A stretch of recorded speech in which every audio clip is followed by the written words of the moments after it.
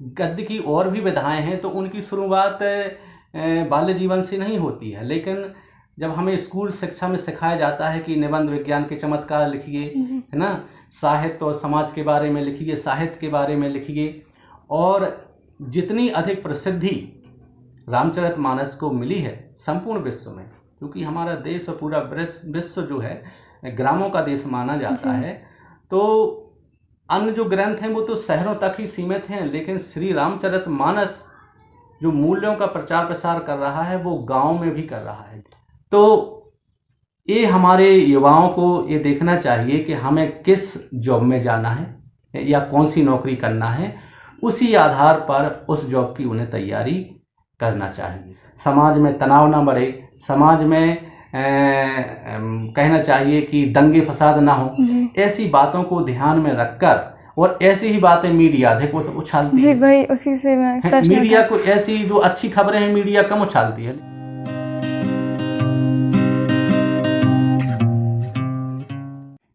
नमस्कार, doodling work के podcast session दास्ता कहते कहते में आप सभी का स्वागत है। आज हम सागर क्षेत्र के अनुभवी हिंदी शिक्षक डॉक्टर घनश्याम भारती जी के निज निवास पर कुछ साहित्यिक चर्चा करने आए हैं, तो शुरू करते हैं। नमस्कार सर। नमस्कार। सबसे पहला प्रश्न मैं आपसे ये पूछना चाहूँगी कि आपका साहित्य के प्रति रुझान आपने लिखना कैसे शुरू किया? साहित्य के प्रति मेरा रुझान जब मैं सागर यूनिवर्सिटी में विद्यार्थी के रूप में था तभी से मैंने साहित्य लेखन की शुरुआत कर दी थी। वहाँ पर मेरे गुरु थे प्रोफेसर सुरेश आचार्य जी। मैं अभी उन्हीं की कॉलोनी में निवासरत हूँ और लगभग 1995-96 की बात है जब मैंने बीए प्रथम वर्ष में प्रवेश लिया था। तो मुझे प्रोफेसर सुरेश आचार्य जी, क्योंकि मैंने उनको बहुत अच्छा गुरु माना है, गुरु के रूप में देखा है, तो उन्होंने मुझे हमेशा यही कहा है कि बेटा साहित्य लेखन किया करो। तो उनकी प्रेरणा से मैंने छोटे छोटे निबंध लिखना शुरू किए और उसके बाद फिर मैं उनकी पुस्तकों को मैंने पढ़ा, फिर समीक्षा के क्षेत्र में मैं उतर आया और फिर मैंने पत्रिकाएं भी निकाली और कई साहित्यिक पत्रिकाओं में लेख लिखना शुरू किया। और जो मेरा पहला लेख था जब मैं बीए में था तभी एक भोपाल से पत्रिका निकलती थी कबीर की पाती, उसमें मैंने कबीर पर 2-3 निबंध लिखे थे और लोगों के द्वारा वो निबंध बहुत ही सराहे गए। अगला प्रश्न ये पूछना चाहूँगी कि किसी भी साहित्य को पढ़ने के प्रति रुचि उत्पन्न करने का काम उस साहित्य के ऊपर आई प्रतिक्रियाओं पर निर्भर करता है। तो ऐसे कौन से पहलू हैं जिन्हें किसी भी साहित्य या किताब के प्रति ईमानदार नज़रिया विकसित करने के लिए आप ज़रूरी समझते हैं? देखिए, साहित्य समाज का दर्पण होता है।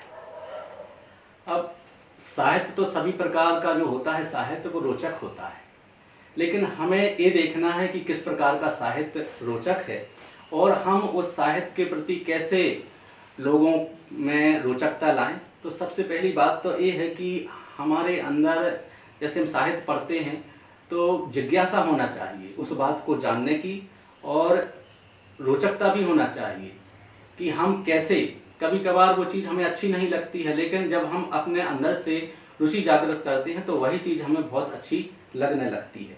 उसके बाद अंदर से एक सहृदयता भी होना चाहिए।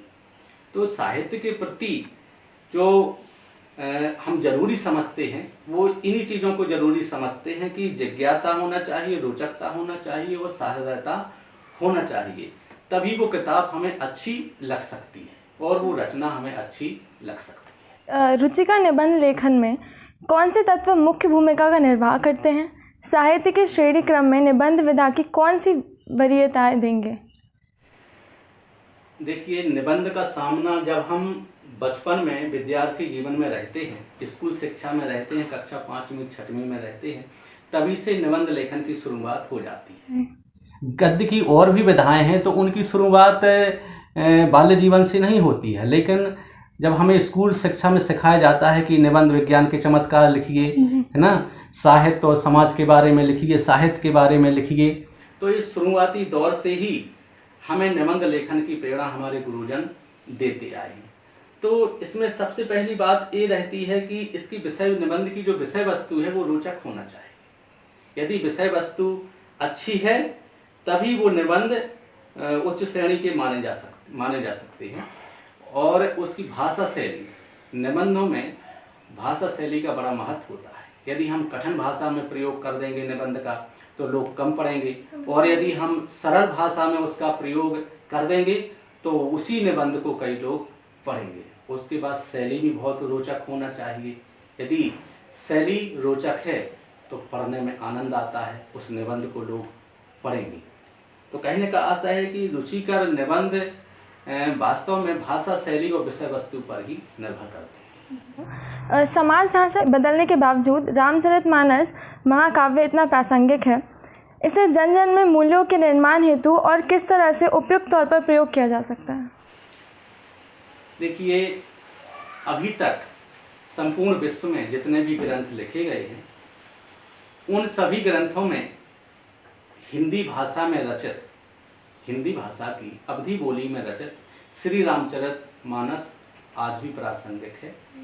और जितनी अधिक प्रसिद्धि रामचरितमानस को मिली है संपूर्ण विश्व में, क्योंकि हमारा देश और पूरा विश्व जो है ग्रामों का देश माना जाता है, तो अन्य जो ग्रंथ हैं वो तो शहरों तक ही सीमित हैं, लेकिन श्री रामचरितमानस जो मूल्यों का प्रचार प्रसार कर रहा है वो गांव में भी कर रहा है। गांव की जनता भी श्री रामचरितमानस को बहुत पसंद कर रही है। और आज भी देखिए, जो गांव में शादी विवाह होते हैं और गांव में जो अन्य प्रथाएं प्रचलित हैं वो रामचरितमानस से ही ली गई हैं। और जैसे पारिवारिक संबंधों का निर्माण कैसे किया जाता है, पति पत्नी के संबंध कैसे होना चाहिए, माता पिता के संबंध कैसे होना चाहिए, गुरु शिष्य के संबंध कैसे होना चाहिए, और एक पत्नी के प्रति कैसे भाव होना चाहिए, और एक सेवक के प्रति, एक आराध्य के प्रति कैसे भाव होना चाहिए, ये सभी नैतिक मूल्यों की चर्चा श्री रामचरितमानस में की गई है। अन्य ग्रंथों में इस प्रकार के जीवन मूल्य और नैतिक मूल्य दिखाई नहीं देते। रामकथा के विषय में आपके कोई संस्मरण हो तो आप हमें अवगत करा सकते हैं? बिल्कुल। मैं सबसे पहली बात तो ये है कि रामानंद सागर जी ने जो रामायण सीरियल बनाया है, अभी लॉकडाउन के दौरान उसका प्रसारण चला है, अभी वर्तमान में भी उसका प्रसारण, तो मैं कई बार उस सीरियल को देख चुका हूँ। तो मेरे मन में ऐसी जिज्ञासा हमेशा होती रहती है कि इतना अच्छा सीरियल तो मैं देख रहा हूँ, तो मुझे भी रामकथा पर कुछ काम करना है। तो पिछले लगभग 2018 में मैंने इंटरनेशनल सेमिनार अपने कॉलेज में आयोजित किया था, और उसमें अमेरिका जैसे विकसित देश के विद्वान भी आए थे और भारत देश के लगभग कोने कोने से रामकथा प्रेमी आए थे। तो उस सेमिनार से मुझे बहुत प्रसिद्धि मिली, और उसके बाद सेमिनार के बाद मुझे रामकथा से इतना अधिक लगाव रहा कि मैंने रामकथा पर 4 पुस्तकें भी संपादित की। उसमें वैश्विक जीवन मूल्य और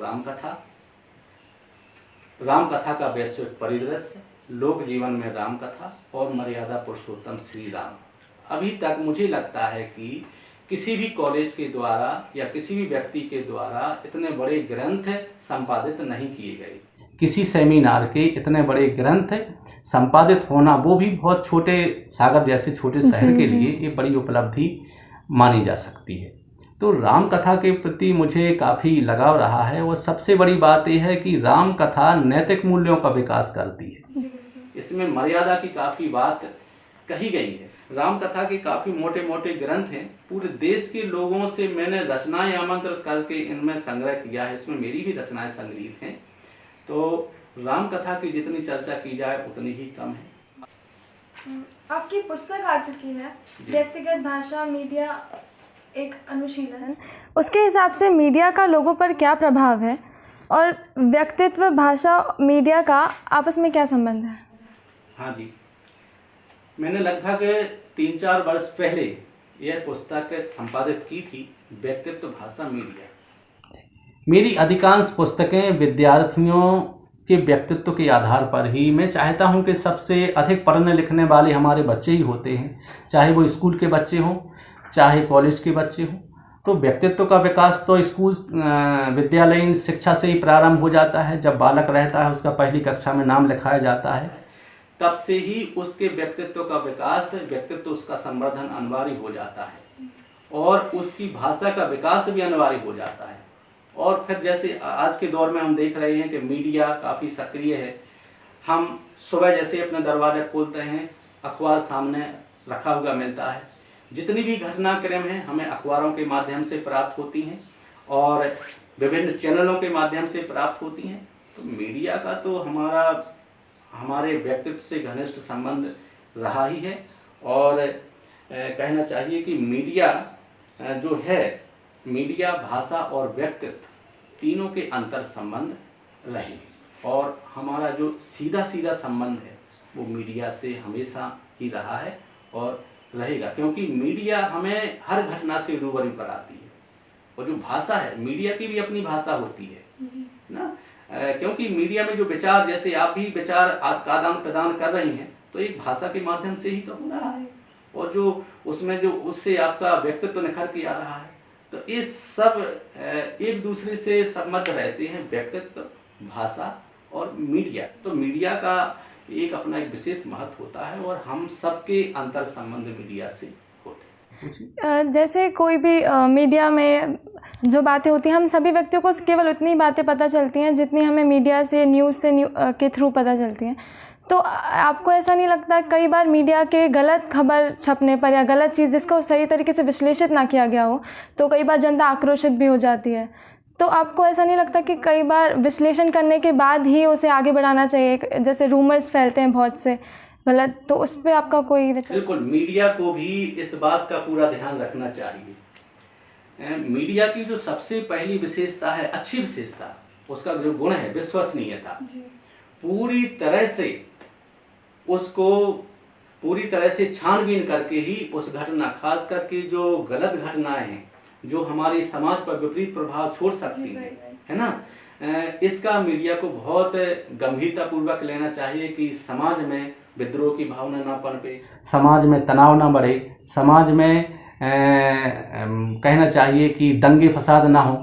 ऐसी बातों को ध्यान में रखकर, और ऐसी ही बातें मीडिया अधिक उछालती है। भाई उसी से मैं मीडिया को ऐसी जो अच्छी खबरें हैं मीडिया कम उछालती है, लेकिन जो दूसरे प्रकार की बातें हैं मीडिया उसको मसाला लगा के मीडिया उसको और उछालने की कोशिश करती है।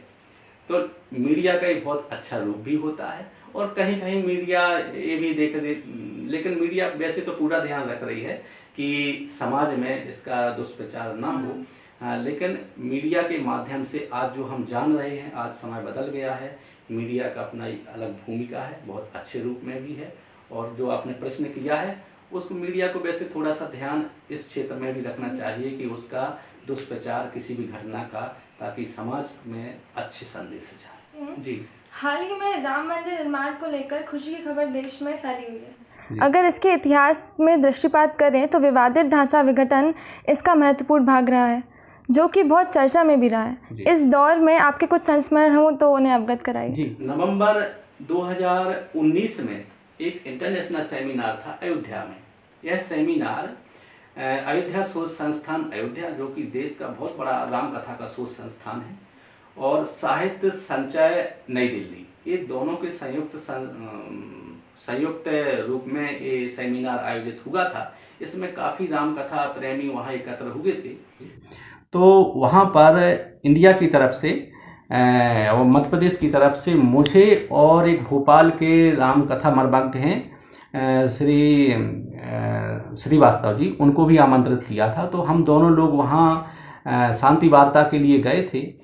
रामकथा वक्तव्य के लिए वहाँ हम लोगों को मुख्य वक्ता के रूप में बुलाया था। तो सेमिनार के पश्चात मैं राम जन्मभूमि के दर्शन करने भी गया। वहाँ पर मैंने देखा कि रामलला एक पंडाल में विराजमान थे, और वहाँ मैंने देखा, चूँकि विवाद उस समय चल रहा था उसका राम मंदिर का, तो मैंने देखा कि चूँकि मुझे लगभग 2 घंटे लगे थे उसको घूमने में। इतनी कड़ी सुरक्षा थी कि हर चीज़ का वहाँ छानबीन हो रही थी, जांचें भी हो रही थी, और सिर्फ आप कपड़े पहन के जा सकते हैं, हाथ में कुछ नहीं ले जा सकते हैं, पेन भी नहीं आप लगा सकते हैं। वहाँ पूरी कड़ी सुरक्षा में वहाँ हम लोग गए थे। तो वहाँ हमने देखा कि वहाँ के जो व्यक्तिगत लोग हैं उनमें कोई विरोध नहीं है, ना हिंदू मुस्लिम वहाँ झगड़ा है अधिक। मैंने वहाँ के विशेष लोगों से मुलाकात भी की, और चूंकि मैंने अपना परिचय दिया, मेरे साथ अन्य प्रोफेसर्स भी थे, तो मैंने अपना परिचय दिया, तो वहाँ वो लोग, वहाँ के जो अयोध्या के व्यक्तिगत जो बड़े बुजुर्ग थे, हम लोगों के साथ रहे।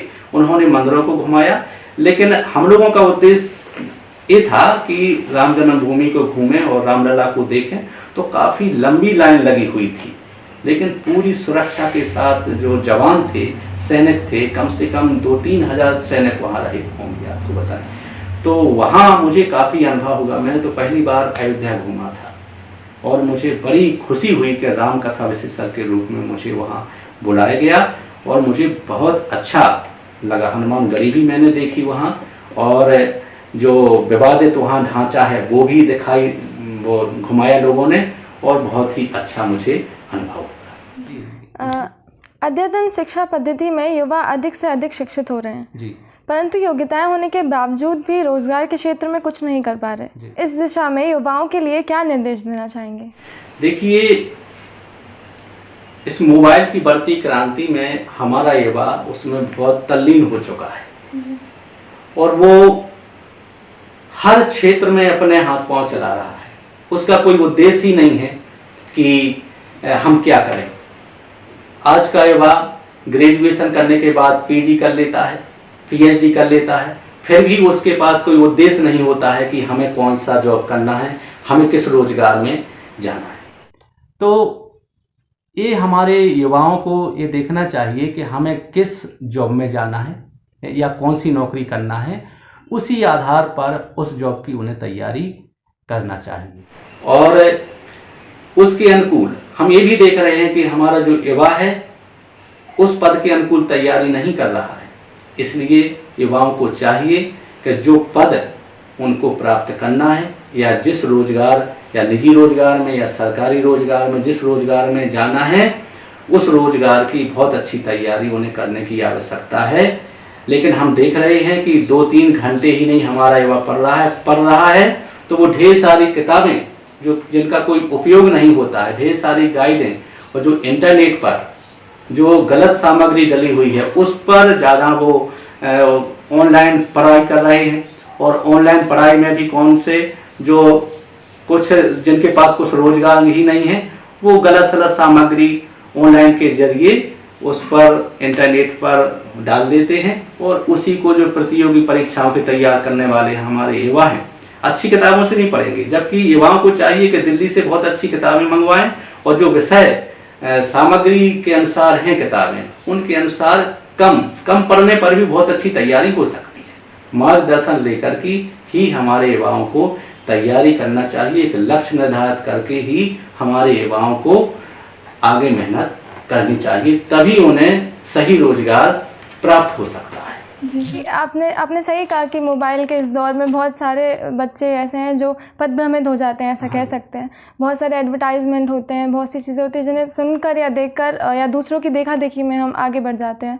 तो इससे ऐसा ना हो, इसके लिए आप कोई बात बोलना चाहें?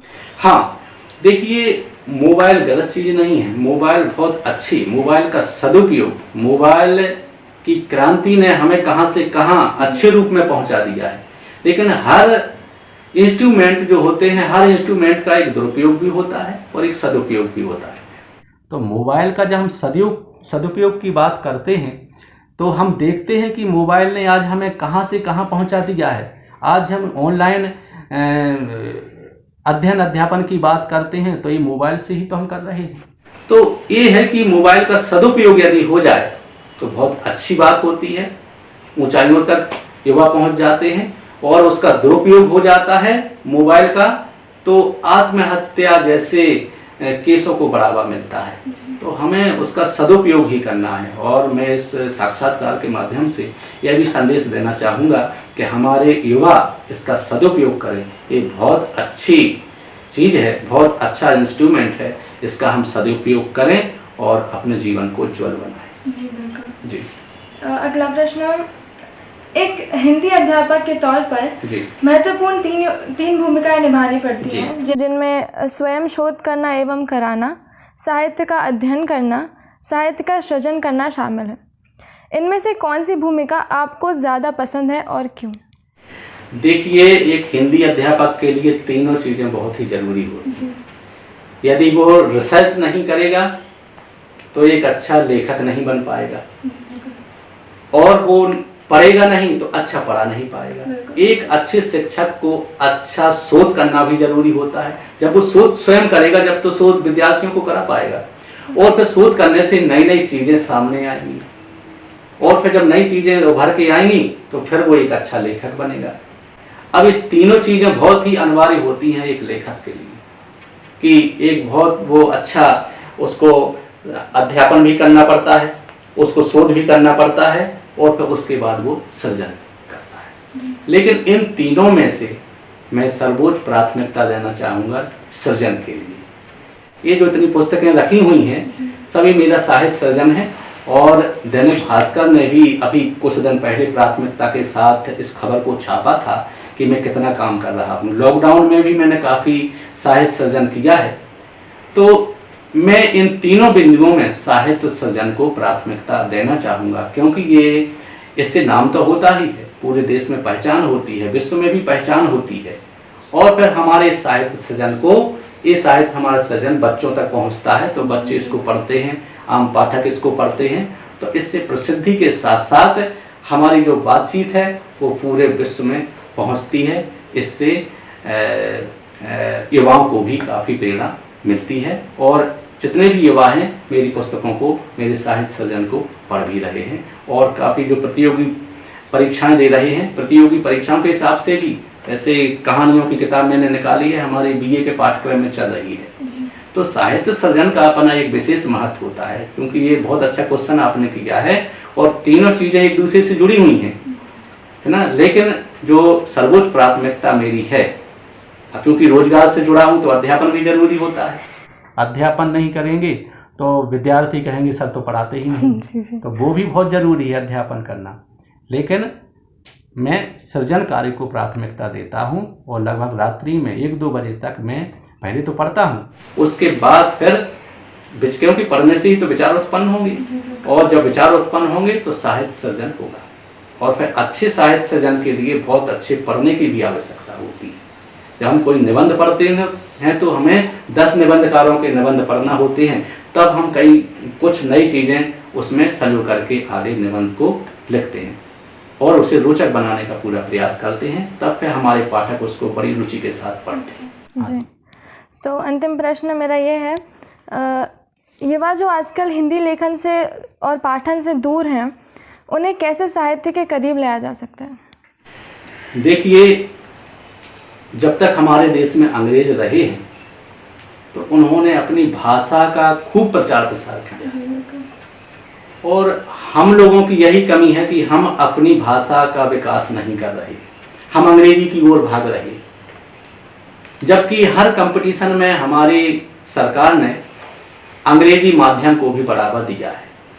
लोगों की यह भी धारणा है कि हिंदी माध्यम से पढ़ने से रोजगार नहीं मिलेगा, अच्छे रोजगारों की इसमें तलाश नहीं रहेगी, तो ऐसा नहीं है। इसमें हिंदी लेखन में भी आज देखिए जितने भी बड़े बड़े लेखक हैं उनको रॉयल्टी भी आ रही है। तो लेखन के क्षेत्र में रोजगार तो घर बैठे मिलता है, भाई पैसे आना चाहिए, नाम भी हो रहा है और रोजगार भी प्राप्त हो रहा है, पैसे भी प्राप्त हो रहे हैं। तो कहने का आशा ये है कि हमारे युवा इस चीज़ से दूर जा रहे हैं, तो उसमें हम साहित्यकारों का ही कर्तव्य होता है कि उनमें रुचि जागृत करें। जैसे हमारा ही बालक है, अभी 11वीं पढ़ रहा है, तो मैं जितनी भी किताबें मेरी आती हैं उसका जो प्रूफ रीडिंग होती है उसी से मैं कराता हूँ, तो उसका ये अच्छा परिणाम निकला, क्योंकि वो युवा है अभी। और मैं चाहता हूँ कि युवा भी लेखन के प्रति जागरूक हों। वो पढ़ तो रहे हैं ठीक है, लेकिन 24 घंटे थोड़ी पढ़ते हैं। यदि 1 घंटा साहित्य लेखन में दे दें, पाठन में दे दें, तो कोई बड़ी बात नहीं है। उन्हें अच्छी रचनाओं को भी पढ़ना चाहिए और उन्हें अच्छा लेखन भी करना चाहिए। तो जो उनका विद्यार्थी जीवन शुरुआती दौर है वहीं से लेखन की प्रेरणा मिलती है। और सबसे पहली बात, जितने भी अच्छे लेखक हुए हैं उनको घर से ही लेखन की प्रेरणा मिली। और मुझे भी घर से ही शुरुआत, जब मैं बचपन में था, तो चूँकि मेरे पिताजी भी हिंदी के ही प्रोफेसर रहे हैं, तो ये मेरा घर का ही वातावरण था। बचपन से ही मुझे रचनाएं देखने को मिली। पिताजी लिखा करते थे, उनकी मैं रचनाएं पढ़ता था, फिर वो संशोधन करते थे, उस भाषा का परिमार्जन करते थे। तो युवाओं में यहीं से कहना चाहिए कि हम ही लोगों को ये डालना पड़ेगी उनमें आदत कि आप पढ़ाई के साथ साथ आप निबंध लिखिए। आजकल मान लो वो चीज़ें तो दूर होती जा रही हैं कि शुद्ध लेख लिखवाना, निबंध लेखन करवाना, है ना, ये सब टीचर करवाते नहीं हैं, जबकि ये होनी चाहिए, स्कूलों में भी होना चाहिए। निबंध लेखन प्रतियोगिता करवाने से उनमें निबंध, हिंदी में निबंध लिखने का विकास होगा और अन्य विधाओं में भी पारंगत होंगे। आत्मकथा, चलिए आप जैसे बच्चों से हम कहें कि आप अपने बारे में लिख करके बताइए, यहीं से हम लिखने की शुरुआत अपने विद्यार्थियों में, और जब छोटी कक्षाओं में रहते हैं वहीं से, जबकि छोटी कक्षाओं में ये ध्यान नहीं दिया जाता है, ना ही शुद्ध लेख उनसे करवाया जाता है। तो आज भी जब हम कॉलेज में पढ़ाते हैं तो बच्चे, कल ही की बात है, एक लड़की ने अपना नाम ही गलत हिंदी में लिख दिया था और कई बार वो कई दिनों से गलत लिखते चली आ रही है। तो हमें ये ध्यान, हम ही लोगों को ध्यान करवाना, शिक्षकों का ये दायित्व है कि युवाओं में लेखन के प्रति रुचि जागृत करवाएं। उनमें रुचि, किसी काम के लिए रुचि जागृत करवाना ही गुरु का काम होता है। तो हम चाहेंगे, हम भी ये प्रयास कर रहे हैं और हम अन्य गुरुजनों से भी यही अपेक्षा करते हैं कि युवाओं में लेखन के प्रति, उनमें पठन पाठन के प्रति रुचि जागृत अवश्य करें। जी। तो आपका बहुत बहुत धन्यवाद कि आपने हमें इतनी सारी बातों से अवगत कराया, और हम अपने आप को बहुत भाग्यशाली मानते हैं कि हमें इतनी सारी बातें पता चली जो जिससे हम अभी अब तक अवगत नहीं थे, और बहुत सी चीज़ें जिनके बारे में हमें पता भी नहीं था हिंदी साहित्य के बारे में। तो बहुत बहुत धन्यवाद आपका। हमें भी बहुत अच्छा लगा आप लोगों से मिल करके। आपके लिए भी बहुत बहुत धन्यवाद, आपका बहुत बहुत आभार। बहुत बहुत धन्यवाद हमारे साथ जुड़ने के लिए। तब हम आपको अन्य भी कई साहित्यकारों के साक्षात्कार से अवगत कराएंगे। तब तक हमारे साथ जुड़े रहिए और हमारे चैनल डूडलिंग वर्ड्स को लाइक, सब्सक्राइब और शेयर ज़रूर करिएगा। धन्यवाद।